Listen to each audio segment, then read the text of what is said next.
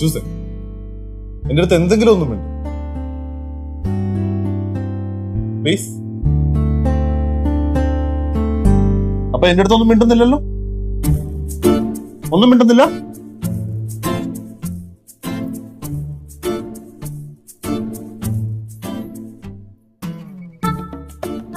സിദ്ധു,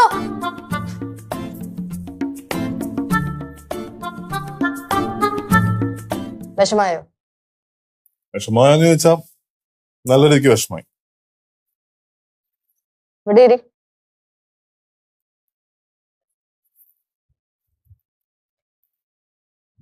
ഞാനൊന്നും മിണ്ടാതിരുന്നപ്പോ തന്നെ നിനക്ക് ഇത്രയും വിഷമായി.